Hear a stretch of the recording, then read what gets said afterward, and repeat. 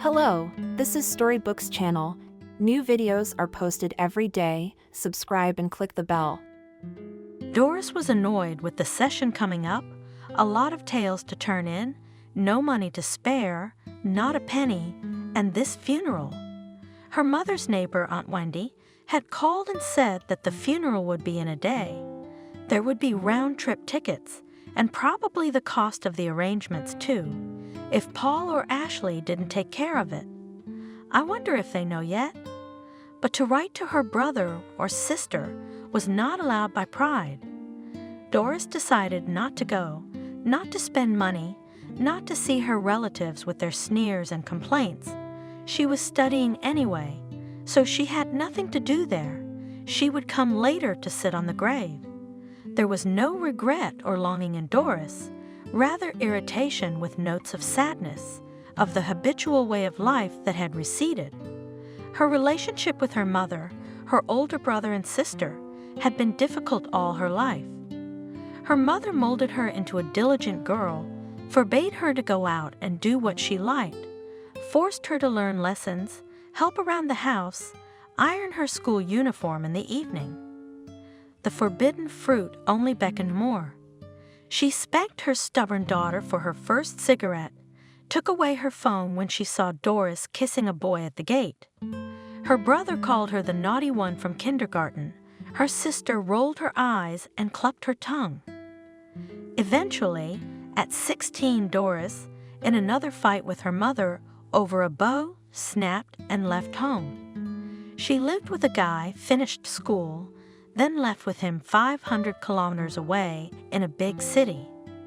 She worked for a long time, survived the separation, but saved up for education, and only at the age of 23, she finally entered a university when she realized the value and necessity of a diploma and education. The girl did not maintain relations with any of her relatives. She had enough friends and colleagues. Rumors, of course, came, what and how, but Doris was not looking for them purposefully. Why? So they'd tell her, "Hey, you naughty girl." No. Doris was now unwilling to sacrifice even a fraction of what she had worked hard and longed to achieve. She was studying working, and it was unrealistic to find time for a trip. And she didn't want to be honest. They'll sort it out without me. The girl decided and pushed closer the synopsis. Ashley's mother had failed to mold a decent girl. Unlike her straightforward younger sister, she had a cunning, dodgy character, went head over heels, and wasn't afraid to use methods that seemed dirty to others. So, without much connection or higher education, Ashley became running a small travel firm by the time she was 28 in the capital. She had a short haircut and generally looked very apathetic, with tattoos all over her arms, brightly colored makeup, and expressively pelted-faced beauticians. The news of her mother's death had caught Ashley in another country when she had just checked into a hotel with a girlfriend. The trip was a 10-day trip. As a calculating and practical lady, Ashley had figured out how much an unplanned return flight and a missing trip would cost, not to mention a ruined vacation. The solution was obvious: stay and rest. Ashley could have gone to her parents' funeral if she'd wanted to. She was in a good financial position, but principle intervened. Management is not for women. Her mother grumbled. Our business to create coziness at home and hearth to keep. Let the men earn money. It is their natural destiny, and we have a different appointment. What's our purpose, Mom? We are not cogs in the engine. People choose who to be. Ashley argued. It won't do any good to go against nature. Mother was relentless. You've already gone and painted pictures, and it's time to think about family. Ashley, in her favorite manner, rolled her eyes and snorted. Our song is good. Start over, it's called. Talking about family, husband, and children had triggered her gag reflex since she was in transition. Her mother's old believers pissed her off more than anything else.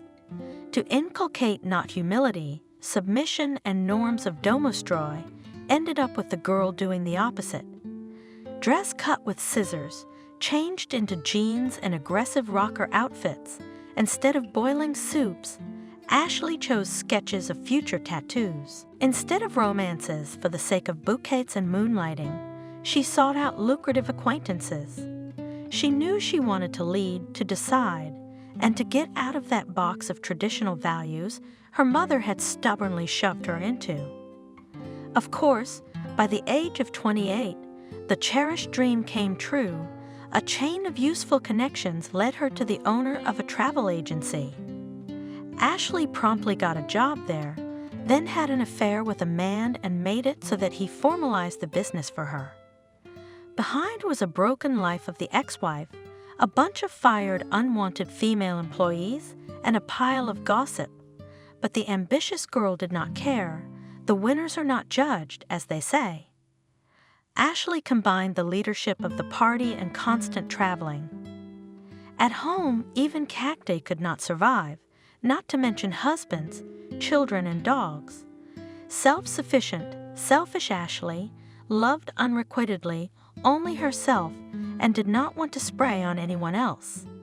So she quickly got rid of her suitor by taking away his business, very cleanly from a legal point of view. In this succession, Ashley visited her mother once a year, or even less often. She was sick and bored in her parents' house. There was no one to lead. Paul himself could have a group of men at attention when his visits overlapped with Ashley's, and Doris ran off with her boyfriend.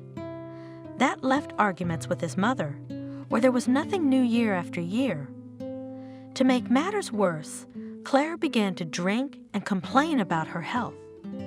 Ashley wanted to get out of her father's house as soon as possible to avoid crossing paths and listening to the old woman's complaints. Her brother will sort it out for himself. He's a man, and he's the eldest, decided the apathetic head of the travel agency about the news. She should have been there a long time ago. God forgive her. She thought a little later, but didn't say it out loud so her girlfriend wouldn't hear. If Claire tried to make real women out of her daughters, she tried to raise a real man in her son. But again, everything turned out to be a mess.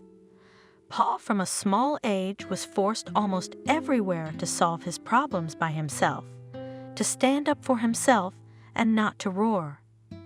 If Ashley and Doris' mother nagged standard feminine admonitions, then from her son required steadfastness, firmness of character, stubbornness, and determination. In the end, it paid off. Paul really was a leader in the class, the head of the class and the first in studies, but in the shadow of achievements hid callous heart, despotism, narcissism, and indifference to other people's problems. He could make caustic jokes about ugly classmates who secretly counted on his interested look, could shout at his sisters and his mother herself. Doris all childhood hid from her brother in corners when he came home and in bad spirits, did not understand other people's tears because of a bad grade or worldly injustice. After school, the guy went into the army and decided to become a military man for good. For status and benefits, he married a shy girl from the backwoods, made a baby, and by the time he was 30, moved to the coast with his family. It remained only to guess what was going on at Paul's house, because his wife did not dare to say a word against him. Only a shadow in a dress looked out from behind her husband's back. The fool was clear that he walks from his wife and generally feels his full power and impunity. Paul came home mostly because of some paperwork issues. He knew that the mother began to be friends with the bottle, but limited himself to rare duty calls and sending money with the words, "Here, go to the doctor." Ashley considered a combative and almost fallen woman. Doris was an outright fool and a loser. He always held himself up as an example to them, without listening to any arguments. As a result, when all of them almost separated, Communication was reduced first to dry hello in the walls of the house, then to a short text message on holidays, and later and completely hushed, and everyone was fine with that. The neighbor's call happened at breakfast. Paul, with a stone face, listened to the news. He pondered what to do. The death of a relative is a valid reason, and from the service, of course, you can leave. But first of all, it was far away, flying by airplane. Secondly, he had long ago had nothing warm ties, neither with his sisters, nor with his mother herself. Only actual blood relations. He hadn't been to his homeland in 2 years and hadn't bothered at all, and here was a funeral. Something akin to longing pricked Paul's heart, but quickly faded away. "Will you fly?" shyly asked his wife, serving coffee. "I'll send money for everything. They will organize themselves there." Repeated the man. "What about the inheritance?" Again asked his wife. Paul suddenly thought, "You're right, but we don't know if Mom left a will. And if not, then we will get the house for 3 by law. We don't have to break down either. These days, we can settle these things from a distance." Wendy stood by the fresh pit, holding the hand of a young girl. Besides them, there were about 10 other people at the funeral. Neighbors, friends, and former colleagues of the deceased. Paul, Doris, Ashley never arrived. Aunt Wendy blotted her eyes with a handkerchief and adjusted the black mourning bandage on her head. Oh, it's not Christian for the children not to say goodbye to their mother. We can't make them, can we? The girl sighed, clutching the carnations in her hands. "You're right, Lucy, you're right." Claire brought them up, put all her heart into it, and the children grew up so ungrateful. Wendy lamented, "Maybe at least they'll visit the grave, visit there." There were many kind words and tears about the modest wake, but more than one person asked Wendy and Lucy why none of the deceased children were there, and they didn't know what to say. After all, they had personally called all of them. Lucy knew, but she was too reverent about Claire when she was alive and too respectful of her memory after her death to explain to everyone who lived there exactly what was going on. "And what are you crying for? Pray tell." Seriously, Claire looked at her son's red face. The boy rubbed his eyes with his fist and pointed to the sandbox, where another boy, Eric, a juvenile bully, was having fun with his blue brand new toy truck. "He hit you and you're crying. You have to be a man." Claire reprimanded her son. "Otherwise it will always be like this. You'll always be a crybaby." Paul stopped talking, sobbed, and looked at the offender. "Don't hit first, but if you get hit, hit back," his mom taught him. "And don't give your own back unless you're asked first, and say please." Paul sat down on the bench and pouted, his 6-year-old brain digesting his mother's words. Claire watched the child, but was in no hurry to return her son's toy herself. After a couple minutes, Paul got up, walked over to the sandbox. "Give me back my car, please," he asked the offender. Instead of answering, the bully threw sand at Paul. The boy at the same moment jumped on Eric and firmly nailed him on the back of the head with a plastic spatula. Soon a siren sounded again from the sandbox, but from a different source. A wrinkled Paul in dirty shorts proudly carried the blue truck home. That day he realized something, that better than the word please, brute force works. At the time, his father was still living with them and was also doing his part in raising their first child. He forbade imposing female duties and household chores on his son. He said that a man should learn to earn and fight, wash pots, iron laundry. He would have a wife. As a result, the boy did not know how to make a bed, fry eggs at the age of 9, but quickly realized his superiority over girls and with this position entered adulthood. father was in an accident and died when Paul was 13 years old, Ashley 8, and little Doris just turned 2 years old. Claire was not so much saddened as exhaled. Edward was a quiet tyrant and demanded total obedience from the entire family. Claire wanted her son to respect women and be strong in spirit, but his father's bad influence had already taken root in the boy's subconscious. The sound of broken dishes in the sink jerked Claire out of her sleep after her night's work as a cook, and she heard the noise and swearing from the kitchen. "Clean up after yourself," shouted Ashley, pointing her finger at the dirty plate on the table. "That's your job." Paul shrugged and indifferently threw the dishes on the floor. "Stop it." Claire shouted at both of them. "Ashley, is it hard for you to clean up and help your brother?" "Mom, I'm not the maid to clean up after everyone." The scandalized 10-year-old put her fists to her sides. "He has exams coming up. He's studying. He's tired. What are you, like a little girl?" Claire begged. "I've got a test tomorrow, so let Doris clean up after us." Ashley said. Claire shook her head. She silently picked up a plate from the floor, took a second one from the table, cleaned it all up and turned around. Paul had removed himself from the kitchen with a triumphant expression. Ashley was breathing noisily, her nostrils flaring wide.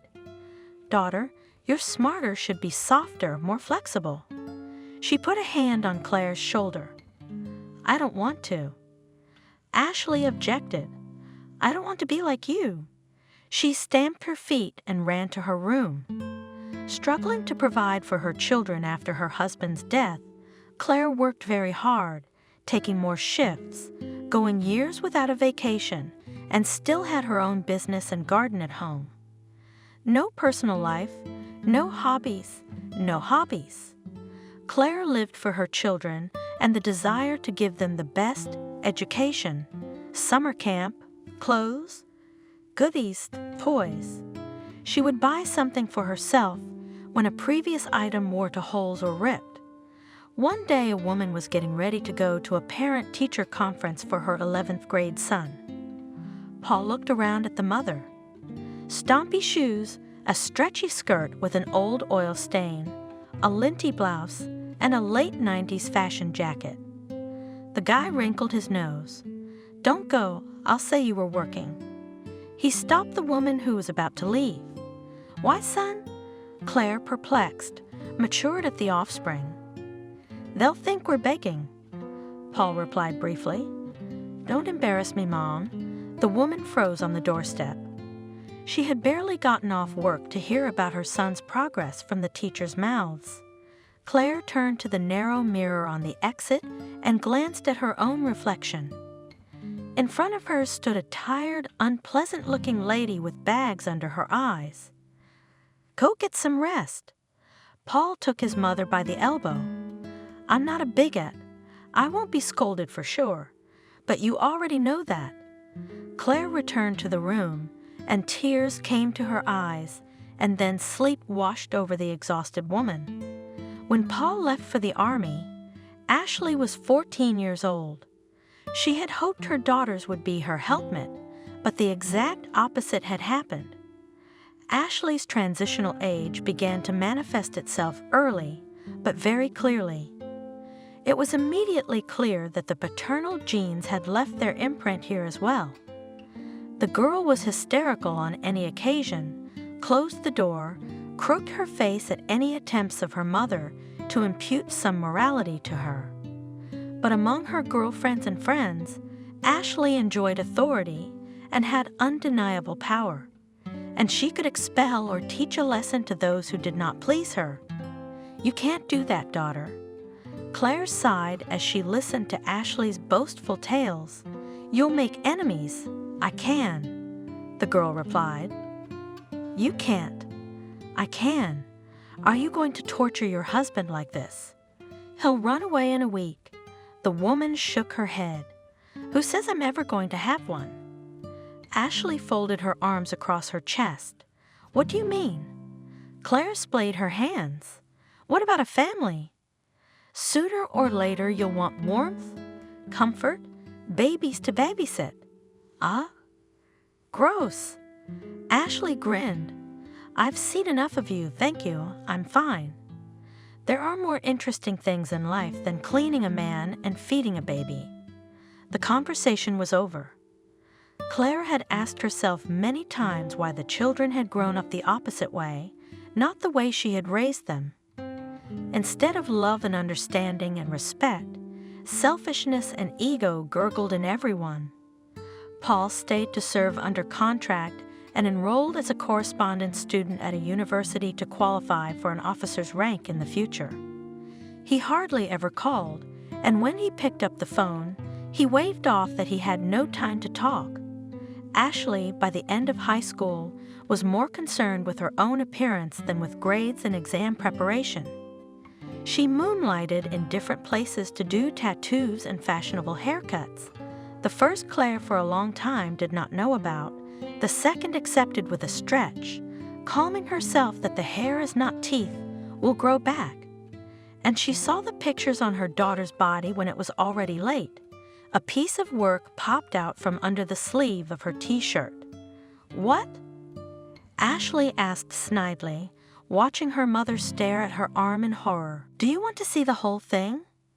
The girl took off part of the t-shirt. A grinning dragon in mottled colors and bright spots stared back at Claire. Why? Why, you tell me? The woman frustratedly sat down on a stool. I wanted it so badly. Ashley shrugged her shoulders. I like it. It's not right. Claire muttered. It's a lifelong stigma for a girl. You'll be seen as you know who. A decent guy doesn't need a coloring book. Mom! Ashley bellowed. I've argued this 1,000,000 times, and I'll argue it 1,000,000 times for the first time. It's in your childhood. Tattoos were only for convicts and girls of easy virtue. It's in your youth you had to go to school, get married, and have a baby. In your worldview, girls wear dresses and boys wear pants. I'm so sick of your lectures. She threw the dirty rag that was wiping the table against the wall and ran off to her room. And in the evening, Ashley ostentatiously dumped her shredded skirts and dresses on the carpet in front of her mother. Now you can't make me wear this if you want to. She kicked the pile of rags angrily with her feet. I've seen these traditional feminine values in the furnace. Claire was no longer arguing. Her daughter was tormenting her with her behavior. She drank like a glass of water to dry. She only hastily wiped away a tear when she saw in a pile of rags the blue dress she had bought her daughter for the prom. Occasionally Claire was visited by her neighbor Wendy, a vivacious grandmother who also raised 2 children on her own, tilled a vegetable garden every season, and kept poultry. Ashley treated Wendy's Aunt Ashley leniently. She could treat her to jam, not interrogate, not teach. Doris often played with the neighbor's grandchildren and also took her well. Claire, you're looking a little gaunt. It's time you quit this kitchen. Stirring her tea with a spoon in her mug, Aunt Wendy said, How can you quit? Claire waved it off. What are the helpers for? There are 2 growing up. Wendy nodded at the framed pictures of the girls on the wall. Claire twirled the mug in her hands and gazed at the floating teas. Wendy, I don't think my kids like me. She exhaled. What am I doing wrong? Yes, stop it. Aunt Wendy waved her hands. All kids love their parents and yours do. You do so much for them. That's what I mean, nodded Claire. Wendy took a candy from the vase and rustled the wrapper. A child's individuality should be embraced, his view of the world encouraged, guided just a little supported, she mumbled. But how to accept if they break their future life? Claire thumped her fist on the table so that she spilled the tea. But it's their life, and you can't protect them from all the mistakes. Wendy calmed her down helping to wipe up the puddle on the table. And the world changes and they change. You're teaching them to accept it, but what do? Claire suddenly froze. Her neighbor's words stabbed her in the soul, but it was impossible to admit it. The woman tried to be a caring mother with the attitude that she herself had seen in her childhood and that she thought was right. I have 2 boys. Wendy sat back down. So what do you think? They drank and smoked when they were young and went out and brought home D's. But now they are both handsome, both family men. They bring me grandchildren on weekends. Real men have grown up. The neighbor clapped her palm on the tablecloth. I scolded them, of course, in a good way, but the right to mistakes and bumps left. The woman continued, if you insulted your friends, you got a slap on the neck from them. If you tried vodka, let it be bad so that you get a kick out of it. That's how it is brought up. Only on their own skin they understand. I can't do that. Shook her head, Claire. Neighbor conciliatory, took her hand. Claire, even if you can't, the main thing is that you love them and want the best for them. They will grow up, then understand, and now let them sneer. Do not take to heart. Be above childish antics. They need to show themselves, to spread their peacock tails. Let them. Claire remembered her daughter's tattoo, her son's caprices and coldness, and could not understand how one could calmly react to such an attitude from close people. Although it was exactly that, insisted a kind-hearted neighbor. A paradox, no other way. Ashley went to the Capitol with some guy at 18, having drunk her mother's blood. She didn't want to study, but finished some courses in management and administration. Claire had talked to her daughter many times about the necessity of a normal education, but everything was as if she were talking to the wall. Ashley was of a different opinion and stubbornly continued to tear down the standardized female image. Doris was growing up too, and at first Claire had thought her a sweet and docile child. She wasn't soulless and narcissistic like her brother, nor was she selfish, dodgy like her sister, helping around the house, albeit grudgingly, cooking and cleaning. But from the age of 14, Doris' mind was exclusively on partying and boys. She often skipped school, ran on dates, hanging around with one suitor, then with another. Teachers called Claire with interrogations and requests to influence her daughter. To no avail. One day Doris long tolerated the moralizing mother and then gave out. I am young. I want to have fun, not over books mold sprouting. Claire gasped at this statement. If Paul and Ashley at least had goals and desires, even if not quite up to the gold standard, Doris was close to going down a crooked path. And so it happened. One day Claire found her daughter's pack of cigarettes in a hidden pocket of her jacket. Then she burst into her room and yanked Doris right out from under the covers, sleepy. Are you smoking? Shouted Claire at her. I don't need an ashtray at home. She grabbed the strap from her bag from the chair and slapped it on her defensive daughter's back. Claire had never had children, except for a little spanking when she was a kid, but here it was as if she had snapped, as if in that blow she had brought all her anger for the 3 of them down on one. Claire afterwards repeatedly blamed herself for the outburst, and the words "Sonny" came to her mind. Doris, the naughty skirt. Then Doris didn't talk to her for 4 days. She didn't stop smoking, but she hid it better, out of spite. And she stopped doing anything around the house, also out of spite. She had a boy who was a tomboy, an 11th grader and handsome, the kind of guy that drives girls under 20 crazy. Doris was no exception and went head over heels in love. Jack didn't do well in school, but he secretly drove her around in his dad's Ford at night. He taught her how to pour beer without foaming and always told her about some murky business with the boys. Doris was impressed and dreamed of running away with her lover to the ends of the earth. That evening her mother caught them kissing under the cherry tree outside the house when she returned from work. Jack and his family, Claire knew perfectly well, sparse earnings wherever they could, a father who liked to lay by the collar, a mother who gossiped. Doris she pulled under her elbow, right out of her beau's embrace. "Mother, why do you always get on my nerves?" The daughter was furious. "You need to study, not with this tomboy couple in the corners." Furious in response, Claire. "I'll take care of it myself. You haven't lived your life. Let others live theirs. You'll sort it out. You'll become a horse girl." Claire felt that her voice was breaking into a croak, and her face was burning with anger and helplessness. How could anyone accept such a thing? How could one accept knowingly ruining the life of one's own child?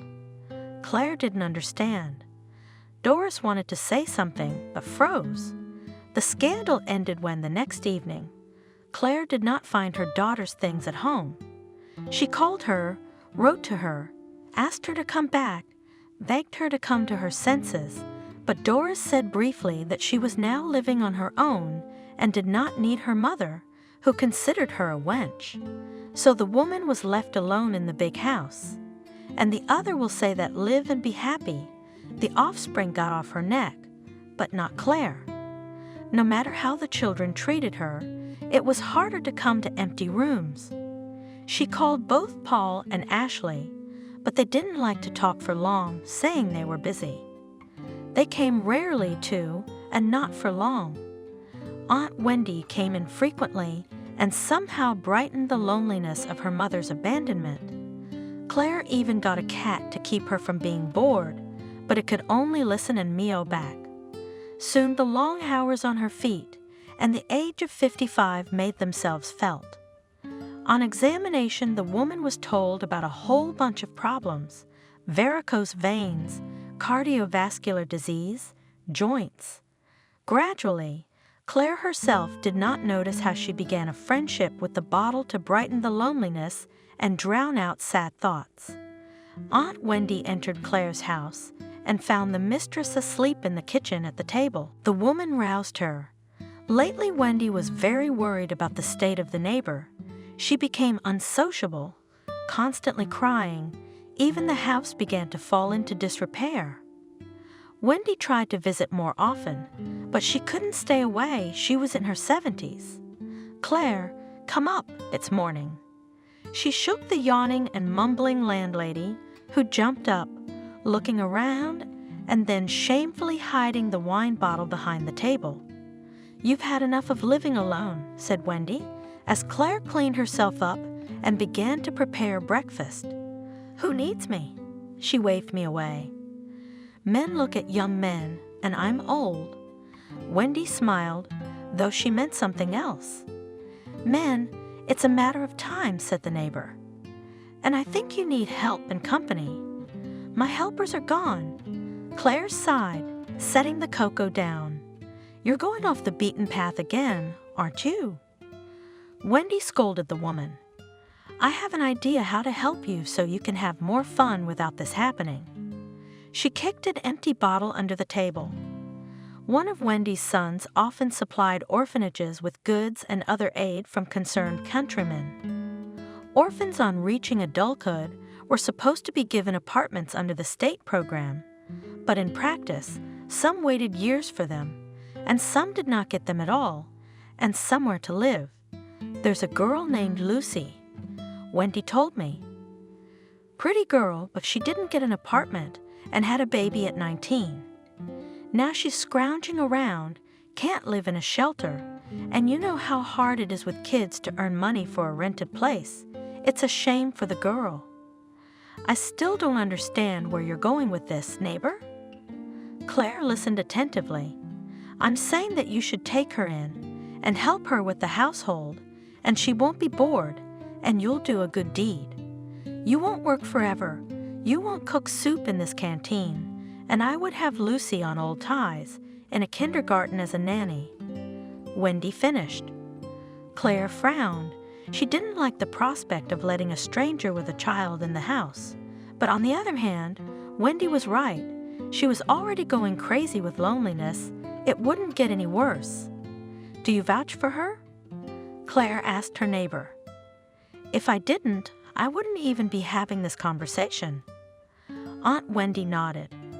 "I've known Lucy for a long time, and I even wanted to adopt her, but they didn't approve of it. So let her help you and live with you," said Claire. Wendy looked carefully into her eyes, looked warm and understanding. "Claire, I take her away from you, but you need her more. I can see that." Ashley looked irritably at the mud on her new shoes, the dirt of her hometown, the dirt she'd fallen into when she'd gotten out of the cab. Home, sweet home. She muttered through gritted teeth. Ashley didn't intend to stay here long, and the next day she had a plane to the capital, so she stayed in a hotel. She was mentally preparing herself to meet her relatives, her older brother and younger sister. After all, Hi, I can't say the same about you. Paul looked at his sister with a glare.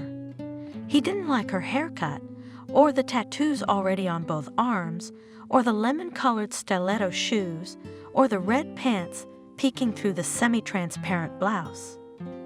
Ashley appreciated the look and rolled her eyes, but quickly regained her neutral expression. They exchanged short phrases about life, the weather and nature, and waited for the last person to arrive. Surprisingly, there was almost no longing or sadness in the words of these people, only a poorly concealed irritation at having to break the usual way of life. No one even thought of going to the cemetery to say goodbye to the deceased. She's a maverick in her repertoire. Paul grinned, lighting another cigarette. She was told to come by 12 o'clock, so it's already the beginning of the first, and she's not here.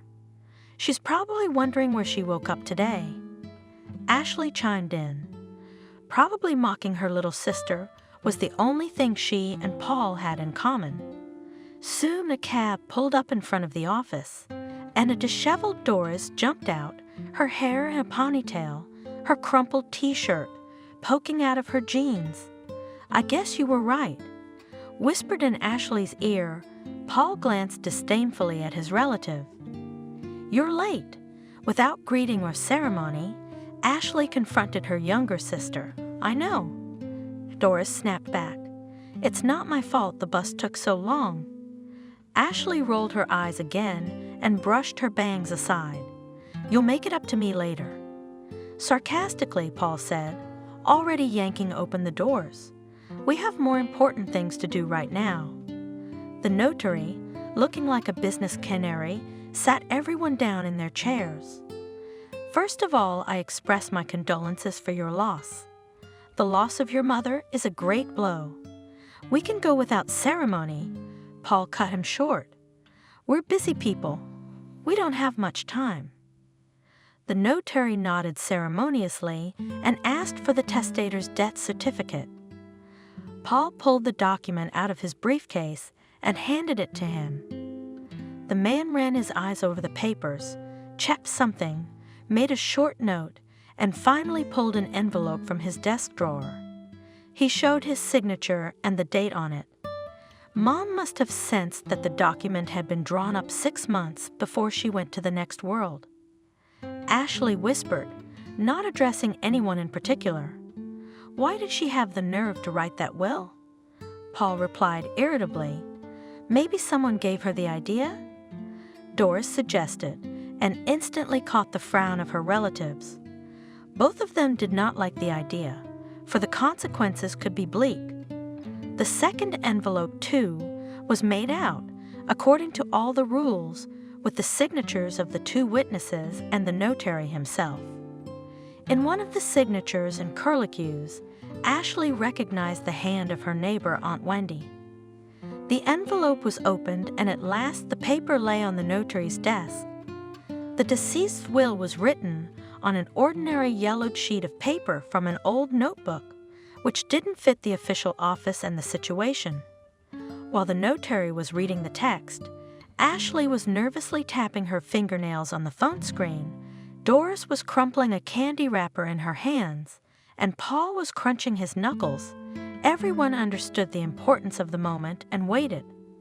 I bequeath all my movable and immovable property. The notary raised his eyes at the audience, made an expressive pause. Lucy Clark. Silence hung such that it seemed to hear a fly crawling on the smelt of one of the folders on the far shelf. I take it there is no Lucy Clark here. The notary looked equally surprised at the young people that Ashley jumped up first from her chair. Who the hell is Lucy? What the hell kind of mess is going on here anyway? She rushed over to the table, wanting to see for herself if what she'd heard was wrong or a joke, but her mother's handwriting communicated exactly what had been heard. None of the names of the 3 children Claire had put in the will, and not individually. A complex signature at the bottom, with plenty of curlicues, testified to what was written. Ashley remembered from high school trying to copy it in her diary and failing miserably every time. We're not going to let it go, threatened the notary Paul, who also wanted a bigger piece of the inheritance. We bet we'll sue this Clark, whoever she is. Yeah, sue all you want. The notary shrugged indifferently. My business is done, and don't forget the copies. Under the puzzled, lost, somewhere angry looks of those present, he made 3 copies of the will, certified them, and handed them to everyone in turn. I'll get that Clark from under the ground. Ashley rumbled on the doorstep of the office, not at all embarrassed by the passers-by. It is for her and the house and father's garage and the land where he wanted to build a cottage. Doris curled her fingers in horror. Yes, her mother gave it all to her. Paul spat in the flower bed. I wish I knew for what merits. We'll sue. We'll get every last board in the house. Ashley's eyebrows shot up angrily, her eyes blazing with rage. We will, but don't expect us to share too much. Paul slowed her down. What do you mean? Ashley glared at him. I have a son growing up, and he needs a place to live too. Paul emphasized the word son. And I need to invest in my business. You'll earn your own money for an apartment. Ashley bit him back. Hey, I don't actually have an apartment. I live in a rented one.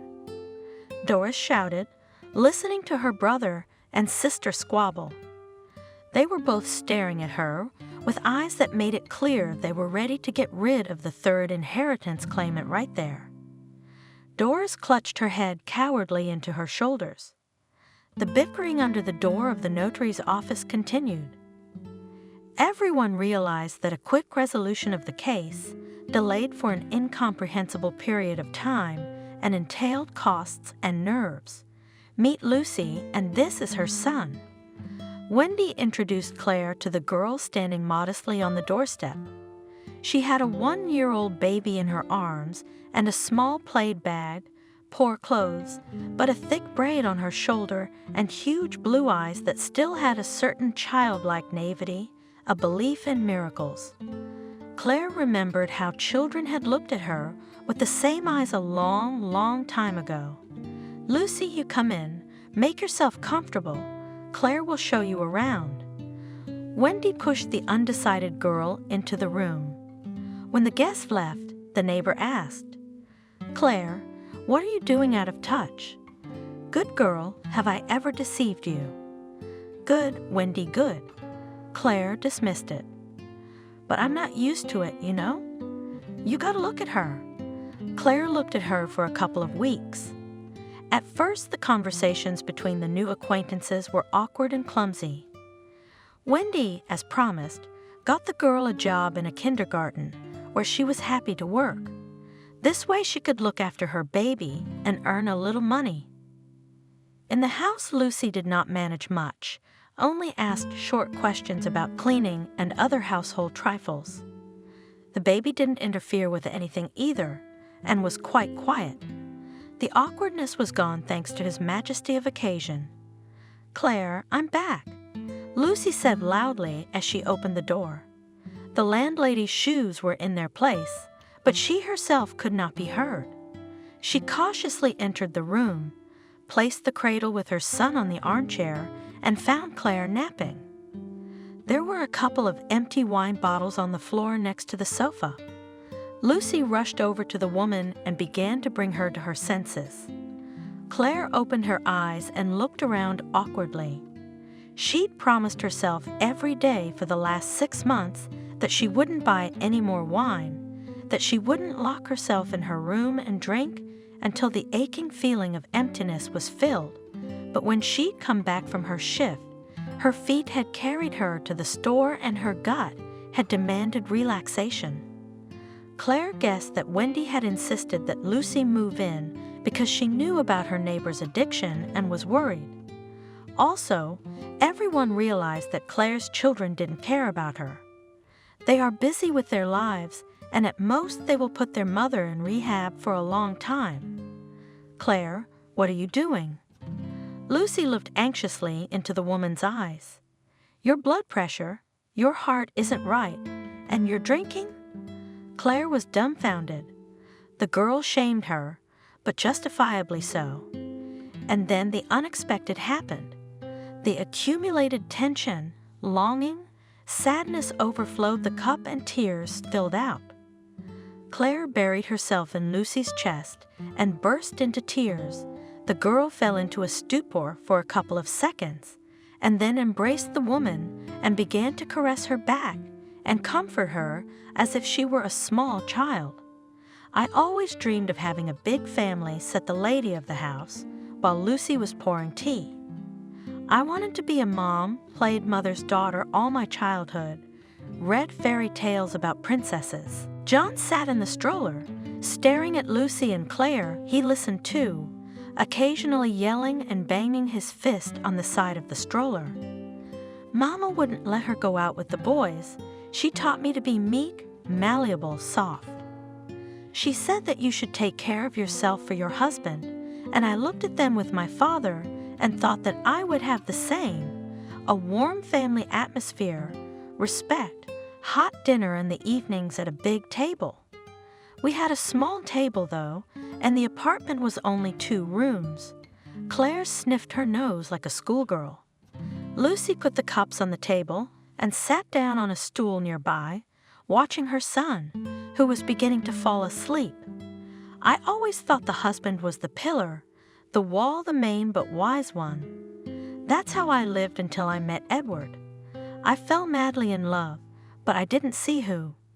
Claire continued. I got pregnant with Paul, we got married, and then Edward moved us here to this house, and I realized I was in a fairy tale.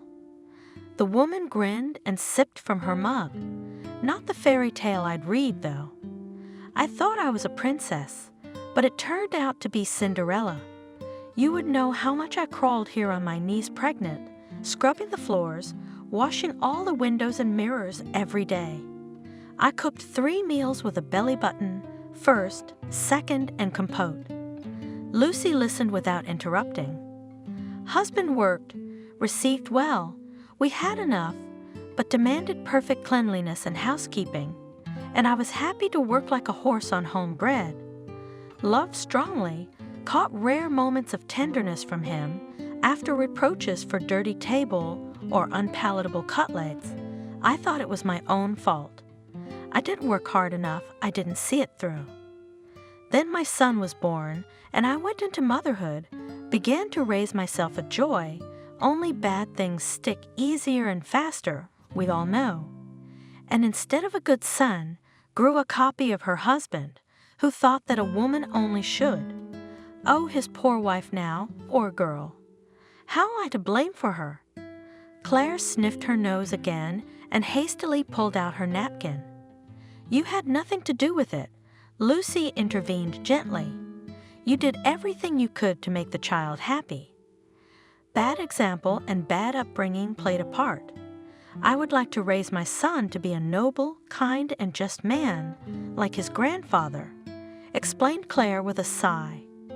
What a shame he spent so little time with his grandson and left early. If only it had been different. If only it had been. My love and care and involvement was taken for granted by my husband and later by my son.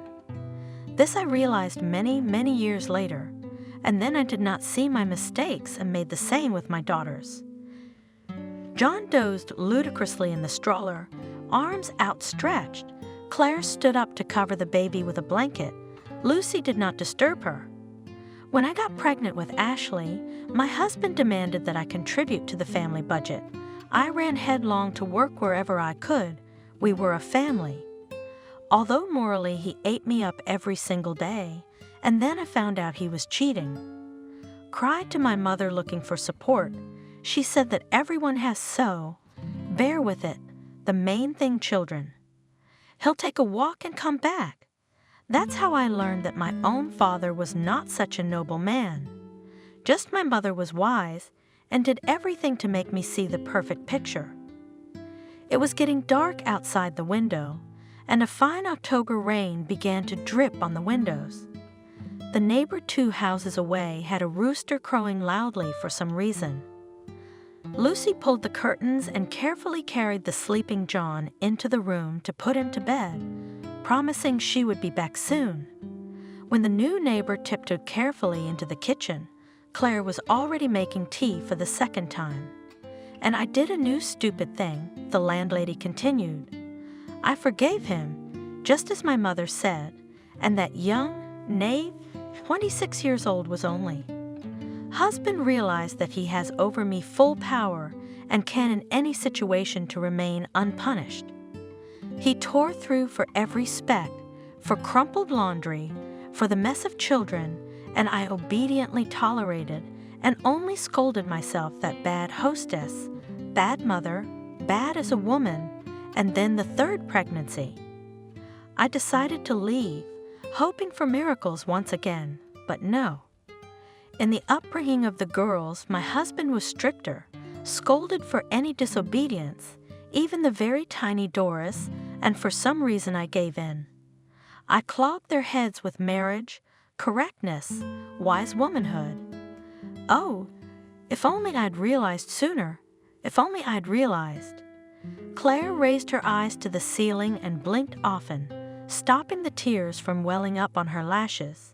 And when my husband crashed with his mistress, as I found out later, it was as if the rope around my neck had loosened. I myself was surprised that I should be sad and cry, but no, though I had to work harder. I was glad, but so far only that no one else would come to my bed from under someone else's skirt. Quiet humiliation left and my eyes began to clear, but I still lived, indoctrinated by my mother. A woman needs a family, a loving husband his corner. I tried to instill this in my daughters, and now both of them see me as an enemy, and my son, in general, as a second-class man.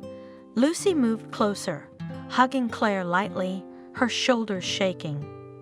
I wanted so much to bring up sweet, affectionate girls, but I grew up with my lashings, selfish and Walker. Do you know, Lucy? What is the saddest part of this story? She looked up at the girl.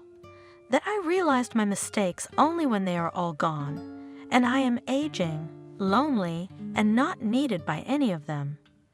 Claire, don't be so nervous. Lucy's calm strokes on my back were soothing. All people make mistakes, but there are no mistakes that can't be corrected. You did what you knew how to do. You loved and cared for them as best you could, and knew how. I'm sure it's worth talking to everyone, and everything can still be saved. Oh, my dear, you think I didn't try when consciousness overtook me. Claire sighed. I called, wrote, invited them to visit. They waved me off, said they were busy. The only thing I got was a couple of meetings with my grandson and money for medicine and doctors. I decided to go to them myself, but they stopped me. I endured, tried to understand, to justify them, but I knew I was fooling myself. I was burned by this feeling of helplessness in front of those I had created. So I broke down. Yes, I started drinking. It's the only way I can take away for a little while the pain of not being needed by my children. All your life you have given yourself and your joy to people around you, your husband, children, strangers, but have you ever been truly happy? Lucy asked cautiously. I don't remember. The woman was silent for a long time before answering. I was happy for my son's grades, for my husband's success, for the children eating well and not getting sick. That's not it, Lucy said. Although, as a mom, I understand you. I too rejoice when John eats and sleeps. It's good, but it's different. When you are happy for yourself internally, genuinely happy. This time Claire was silent for a long time, trying to search for such a long-forgotten feeling in her memory, and found it only in childhood, when her mother brought her a small kitten from work. Claire had played with it for a long time then, cherished and stroked the animal. I think I have long forgotten what it is. She answered quietly. Many people forget, but it is very important to keep the ability to be happy at any age. Lucy smiled. Let's learn it again, shall we? Let's. The woman smiled weakly in response too. Thank you. Surely the neighbor must know who this Lucy is. Ashley reasoned as she sat in the cab, once again cursing at the lack of asphalt and the dirtiness of her hometown. When the fervor for cursing at the notary's office wore off, the trio decided to go to Aunt Wendy's house. She had called with the sad news she also often visited her mother, and her signature was on the envelope with the will. But it was too late. Aunt Wendy had slammed the wicket door shut with an unprecedented swiftness for an old woman. There was a squeal from Doris, whose fingers were nailed, and immediately afterward, Paul's cursing. The company realized that no one else would talk to them here. Their mother's swinish attitude had played its part. Ashley and Paul took some documents and things from their once empty home, and then all three of them left for their respective cities without getting anything. Here you go. Lucy, smiling radiantly, handed Claire a cotton candy stick. For me. The woman was so confused that she stared at the treat, wary or uncomprehending. It was hot, a Saturday, and both of them had the day off. A small circus that had arrived was performing in the local park. Lucy, on the pretext of going for a walk with John, dragged Claire out to walk there. Let's go, let's go. She jokingly hurried the crumpled Claire, already on the doorstep. On the last warm days of October, it was simply a crime to stay home. The woman hesitated at first, then agreed. Claire caught herself thinking that it had been a long time since she had taken a walk like this. All her routes were calibrated for a specific purpose: work, home, store, hospital. She'd somehow forgotten that you could just wander aimlessly like that, for the pleasure of chatting with someone and not constantly looking at your watch. The park had already begun to put on its fall finery. The purple maples sprinkled on the sidewalk a carpet of patterned tree leaves. The soft branches were swaying, where the leaves were golden like a scattering of coins. Late blossoms bloomed in the beds. The sun glistened on their petals like a bead of night rain, and only the Christmas trees stood unperturbed and green among October's orange-red palette. Claire even admired the scenery, sighing at the still warm, but already drenched in fall dampness, air. She remembered long-forgotten feelings of calm, joy, silent, quiet delight, when vanity seemed to be wiped away like dirt from glass. Did you enjoy the performance? Lucy asked. Yes, I haven't been to a circus in probably 20 years, Claire admitted. I never thought you could go there just for fun, without an occasion or your kids. A lot of things are really fun to do for no reason. Supported her Lucy, fixing John's beanie. Who said you needed an occasion to be happy anyway? Claire looked at her, either with respect or with sudden insight. "You know, Lucy, you're not at all what I used to think you were," she confessed. The girl laughed. "Who did you expect?" "A wimp with a depressive temper." "Well, not exactly." Claire mewed awkwardly. The question confused her. Lucy wiped John's applesauce-smeared hands. They wanted to leave him there. But I didn't let them. I couldn't wait for an apartment, so I rented a room in a communal house on my cleaning lady's salary and child allowance. That's how I fully realized how important it is to be happy, that you just live and perhaps help others to live. And that's why you went to work with children. Claire suddenly guessed. Yes, Lucy nodded. Children still know how to enjoy the little things, while adults are drowning in routine. In some stereotypes, in fictitious frameworks we cage ourselves in, where there is nothing but vanity, problems, and fears. There are very few people who in adulthood can genuinely rejoice and see the beauty around them. She pushed back her braid and pointed with her hand to a woodpecker on the trunk of one of the maples. Claire also noticed the bird with the red barret, which was busily hopping along the bark. "You have welcomed me into your home. You have been kind, and I am eager to help you enjoy life again." Lucy said, "And you're starting to get good at it." Claire hugged the girl, hiding her wet eyes from her. It had been a month since that conversation in the kitchen that evening. Claire had forgotten the last time she'd had a drink, and her house felt cozy and light again, in a way it probably never had before. Maybe it was because both women needed that coziness, and both tried to keep it. Evenings were spent in conversation over fragrant tea or in walks. Lucy told Claire about everything, and the woman was amazed at how broad the girl's horizons were and how much she herself had missed in life. One day the company wandered into the evening park again, and some guy gave both of them a rose. Claire was so embarrassed she didn't know where to put the flower. She finally wanted to come home in the evenings, cook something delicious, hang out with John, listen to Lucy. It was amazing how dear this stranger by blood had become to her.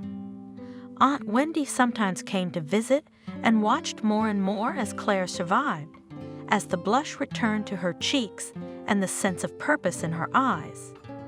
It was as if Claire had gained a daughter and a grandchild during this time, and no talk of rightness or marriage.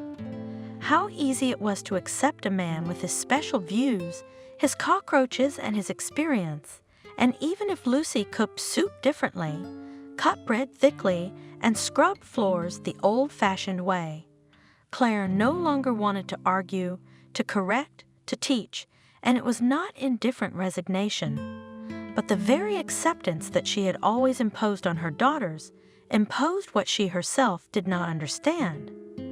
One day at lunchtime, two men knocked at the wicket of Claire's house, and the landlady came out, looking behind the wicket in surprise. Lucy was at that moment putting John down for his afternoon nap. "Hello, we're from the utility company. We're checking the wiring for connections past the meters." The men introduced themselves and shoved some form under Claire's nose, which she didn't have time to look at. "Everything is legal." She stretched out confused. "If it's legal, we'll check for frayed wires. What if you have a leaky roof?" The danger of a fire due to a short circuit is no joke. One of the guests raised a finger, very determinedly put his foot in the yard. "All right," the woman stepped aside, allowing the workers to pass. The repairmen began to inspect the wires and their location, and then with serious faces looked at the pole, scratched the back of their heads, wrinkled, and as a result they said, "You have one wire here that is not connected to the meter, and the coating on it is frayed. We need to cut it off and look in the house to see if there are any signs of a short circuit, but I don't think I shorted anything. The TV works. The bulbs are intact." Claire shrugged. "Tell the firemen the same thing later." One of the men yanked her indifferently.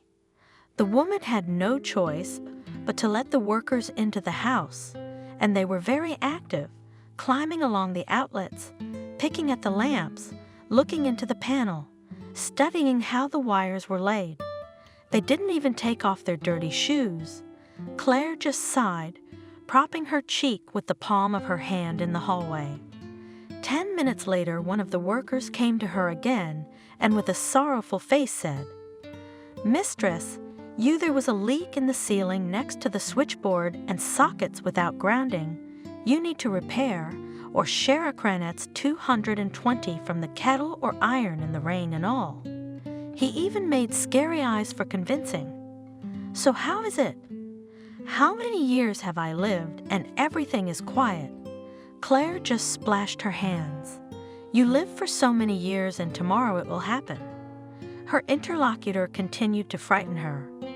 Suddenly his partner came out of the corridor, and Lucy came out with a telephone in one hand and a heavy glass carafe in the other.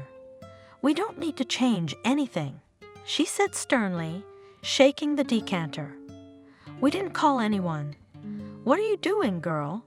We came to fix the problem." The fifth man, a man in blue overalls, waved his hands. "Troubleshooting that you just made up yourself. Get out, or I'm calling the police." Lucy showed the dialed number on the phone screen. The men squared their heads and looked at each other apprehensively. Claire was dumbfounded, but her hand instinctively found the heavy ladle on the table with which she had recently poured in the soup for lunch. "Claire, these so-called electricians came in with no tools, no paperwork, and a piece of paper from the internet. Call and have them picked up." After these words, the men rushed out of the house, so much so that they almost took out the door. Claire only had time to hear from the yard through the window, "Didn't you say this woman lives alone?" Dear, when her pounding heart calmed down and her breathing became steady again, Claire was already sitting at the table, waiting for Lucy to put some valerian in her glass. "How did you realize that these crooks are not from the communal center?" she asked the girl. "I saw from the window and heard how you let them in, and immediately noticed that they came without tools. Electricians don't just walk around like that. And they won't come at all if you don't call them." Lucy watched the drops on the neck of the vial carefully, and then one of them dropped the paper they were shoving in your face, and then everything became clear. She set the glass down in front of Claire, pulled a crumpled piece of paper out of her pocket.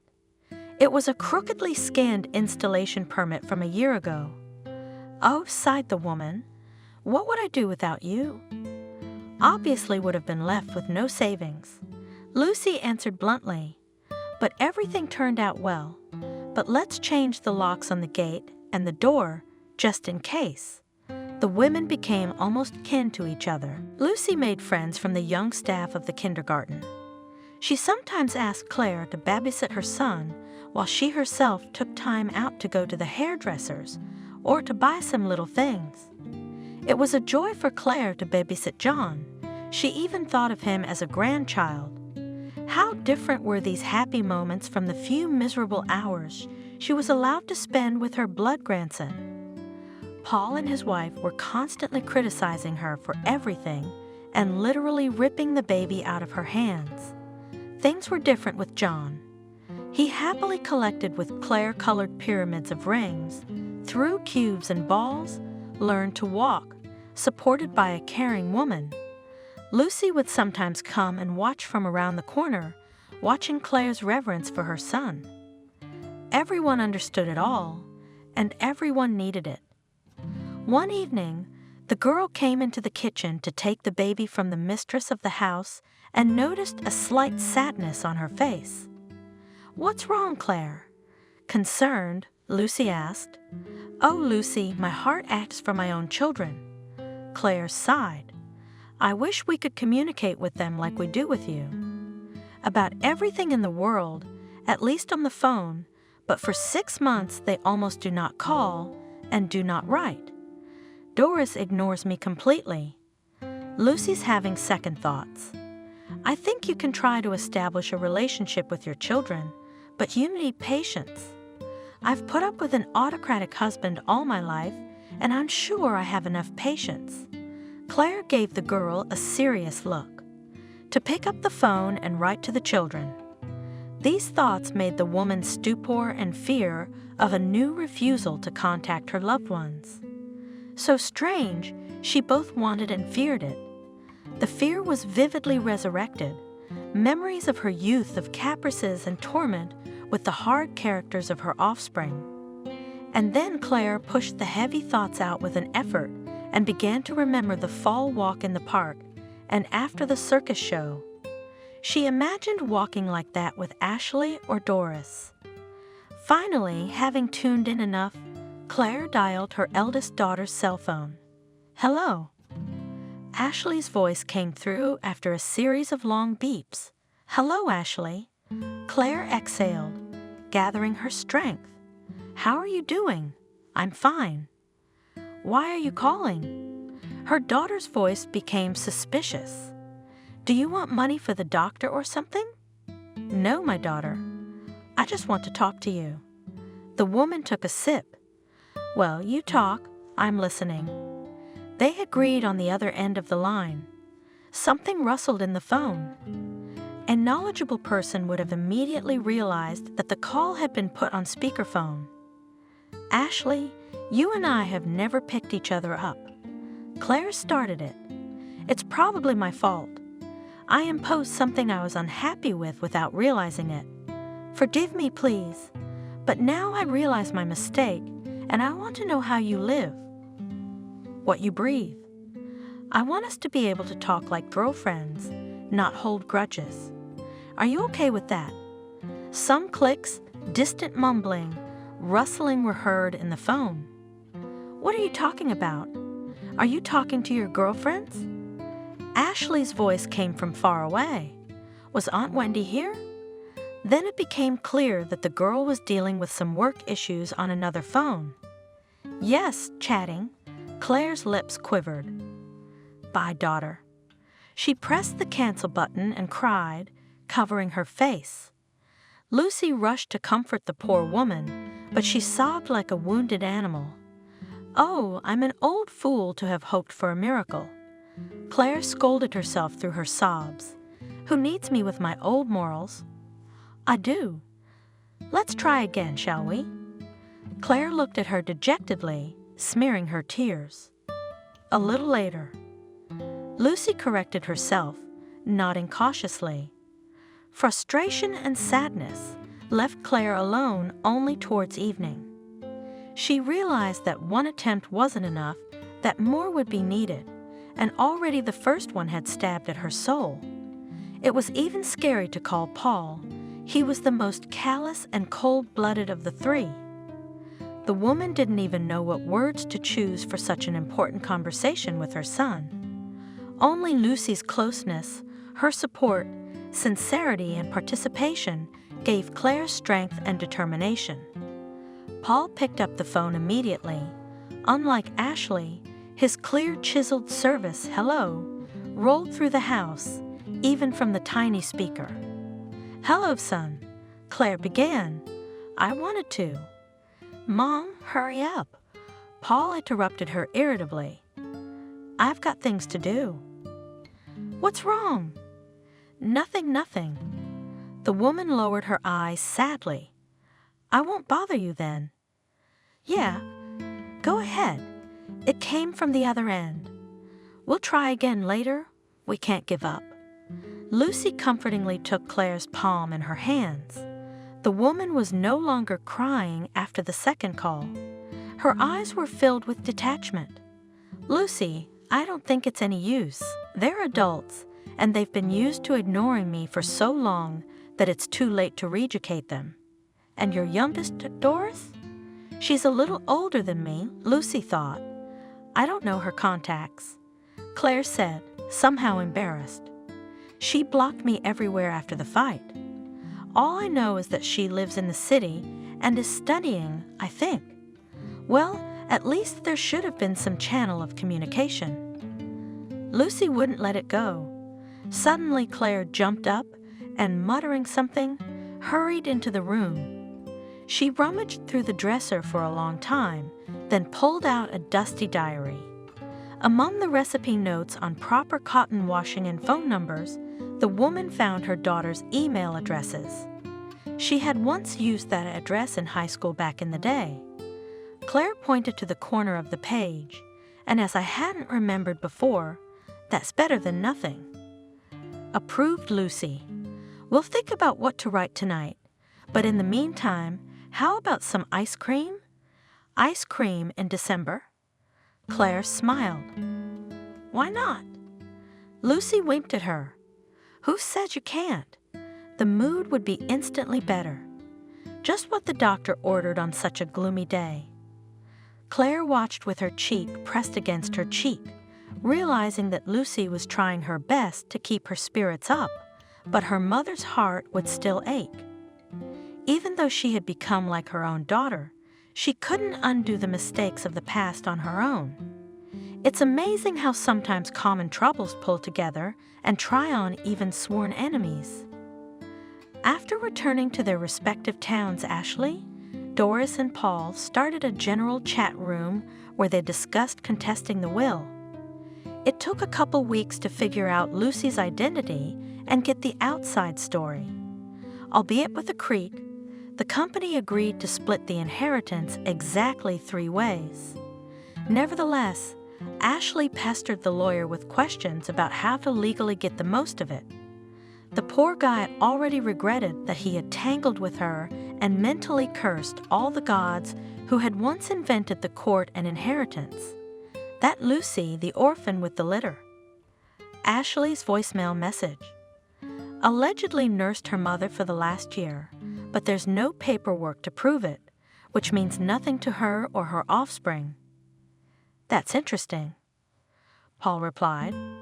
Some left wench with a child, lived on everything ready for a year. Her mother wrote off everything for it. What a ride of unprecedented generosity.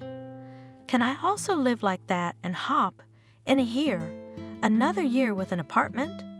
Doris finished. Ashley clicked her pen irritably, pissed off by the situation. Peace, calmness, measuredness of stable income, partying and recreation shook because of this idiotic will. Now by the efforts of her mother, it is necessary to make a fuss, spend money and time. Yes, relatives know how to put a pig under the door. She stretched under her nose. Even after death. The prospect of sharing did not please either. Communication with brother and sister generally irritated. Paul covered himself with a child, Doris with the lack of a place to live. The first was going ahead, the second was whining like a mosquito itching for breath. Ashley caught herself thinking that she wouldn't mind doing her brother and sister a favor if they were busy solving their immediate problems, here and now, instead of gnawing away at their inheritance. Lucy and John had gone to daycare, and Claire had just returned from her night cook shift. For weeks now, the woman had been plagued by a vague premonition. She had been thinking long and hard, deciding to calculate something in her mind, weighing it, but Lucy hadn't mentioned anything. The woman took a nap for a few hours, thought it over once more, and went to her neighbor's house. Wendy, I want to write a will, she blurted out, sitting down in front of her. God be with you, Claire. Aunt Wendy waved her hands. Are you going to die? I have a hunch. Claire frowned. I don't know. I feel like I should do it now. When Aunt Wendy stopped oohing and aing over her neighbor's statement, she clarified. It took me a long time to get ready, but I think I'm doing the right thing. Well, it means that you have to call a notary if you're going to do it. Wendy thought. It's impossible to do the procedure without one, Claire confirmed. The women called the notary's office and made an appointment. The notary said that 2 witnesses would be needed. Don't tell Lucy, please. Before leaving, Claire asked her neighbor. So I thought Lucy would be the second. She shook her hands. Claire shook her head. No, we can't have her. Wendy thought for a moment.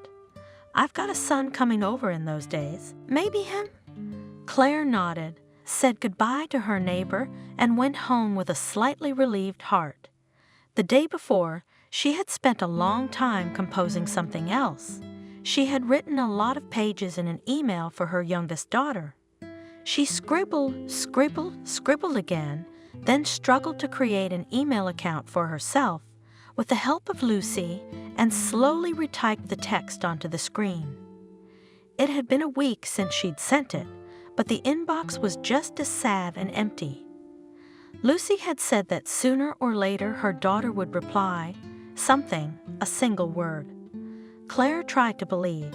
She generally tried to notice more good things around her. It became an acute daily necessity, on the way to rid herself of the colossal guilt and resentment she felt toward herself, her children, and life, and sometimes Claire felt she was succeeding.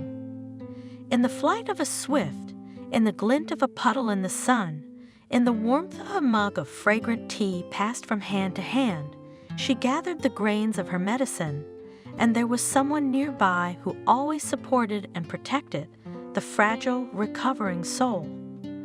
Ashley drew on all her connections and hired the best lawyer available to challenge her mother's will as quickly as possible. It took several months, but the girl got her way. The judge confirmed that as direct heirs of the first turn, the native children of the deceased, the three of them, Ashley, Paul, and Doris, have legal rights to receive all the property of the mother. However, the second part of the plan could not be realized. The inheritance was awarded equally to each. Nothing. Ashley rubbed her hands together as she walked out of court. We'll use our own methods here. The main thing is that the sneaky orphan was left with nothing. That's what the bossy travel agency boss used to do when legal methods were exhausted. A couple of conversations, hit the right pain points, scare her, gather dirt. What difference does it make how she gets what she wants? Paul and Doris did not attend the trial. The former cited service, the latter the cost of travel. Ashley alone represented the three, though the interest was more likely to be all hers. The relatives were notified of the entry into the inheritance by registered letters from the lawyer. The girl pondered the course of action. How easier to force the fools, brother and sister, to sell the mother's property as soon as possible so as to hide from them a part of the income from the transaction. Ashley's plans were Napoleonic. She had long yearned to open a second branch of the agency, to exchange her one-room apartment for a two-room apartment closer to the center, and what to say to go to another country. The unfair division of money, not the welfare of relatives. Ashley did not care.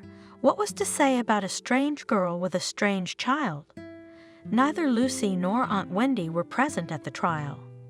The older woman and the young mother had no way of traveling to the capital, even though they knew what was going on. Lucy was taken aback when she learned that Claire had left her all her possessions. The girl was very confused. She had experienced 2 shocks in 1 month. First from Claire's death, then from her will. The woman had passed away in her sleep. She had suffered a heart attack. Lucy found her on her bed when she returned from work. It was 2 months after the will had been written. Claire had a feeling, and she wasn't wrong, unfortunately. So where is that abstract? Doris muttered irritably to herself, picking at the balls of her laptop. She had been given a study assignment the day before, and she remembered that she had prepared a big report on a similar topic at school. Doris decided to find it, print it out, and turn it in again, so that she wouldn't have to spend time collecting and processing the material again. Ashley had contested the will, and now the 3 of them owned the house, the land, and the garage. Doris was tempted to look for a cozy apartment in the suburbs. She was already dreaming of moving there. What kind of repairs she would make, what kind of sofa she would buy. All the farthest school folders on her laptop had been dug through, and the system search had failed to find anything. Doris was already nervous, imagining a sleepless night of preparing the essay, but her memory obligingly told her that she had sent the work to the teacher's mailbox in the 10th grade. She had to remember the password to the mailbox she hadn't used for a long time. She managed to log into the account after a long manipulation and began to scroll through her inbox with interest. Mostly there were advertising offers, letters from some depressing scammers, archival photos with classmates. Stop! What is this? Suddenly a letter from an unfamiliar address caught Doris' eye. It was strikingly different from everything else that had accumulated in her email box for so many years, and the letter was not so old. It had been sent a little less than 8 months ago. My eyes ran along the lines indifferently at first, but with each word I read, interest, anxiety, embarrassment, realization, and shame grew like a snowball. Hello, my daughter. How are you? I don't know if you will read my letter or not, but I hope you will. I want to apologize for everything from beginning to end, for the upbringing you disagreed with, for my desire to mold you into a copy of myself and condemn you to the same torment, for not paying attention to your inner world, and for the chasm that separated us that evening at the courtyard, turning into years of silence and coldness. I hope you'll forgive me. I realized my mistakes only many years later, but I don't blame any of you three. You grew up to be what you grew up to be, and I'm still secretly proud of all of you, but we made so many mistakes. Resentments, misunderstandings, harshness, and rudeness have divided us all as if we were strangers. How many of your happy moments I missed and did not see, for which now I blame myself terribly. I would never have dared to write to you, my daughter, if I hadn't had help. I met a girl who opened my eyes and showed me what I had been depriving myself of all the years of your childhood. I finally have the strength to admit it. I realize I'm asking the impossible, but let's try to be just a little closer, like siblings. I hope with all my heart for a speedy answer. Your mother, Claire. Doris finished reading the letter, her lips jumping, her shoulders shaking. She leaned back in her chair and burst into tears. Those pure, sincere words of her mother burned all the years of resentment out of Doris's soul. That night she didn't sleep. She forgot about the essay, about her studies, about the fact that she had to go to the next day's classes. Doris sat on the floor of the room against the wall until morning, hugging a small plush toy that she had brought from home many years ago, given by her mother on September 1. The toy had been gathering dust under the couch in a bag for years, but today Doris had found it, blown the trash away, cleaned it, and coddled it like a kitten. At dawn, the plush was wet with tears, her eyes swollen, her face flushed. As soon as the clock struck 8, Doris realized it was time, or rather, it was already possible. She frantically flipped through the phone book, looking for Aunt Wendy's number. Finding it, the girl called the older woman, apologized repeatedly and with difficulty, but got Lucy's phone number from her. Fingers trembling, Doris exhaled, hastily wiped a tear from her cheek with the palm of her hand, and dialed the right numbers. Hello, Lucy. You don't know me, but we need to talk. My name is Doris. I'm Claire's youngest daughter, and I want to give you my share of the inheritance.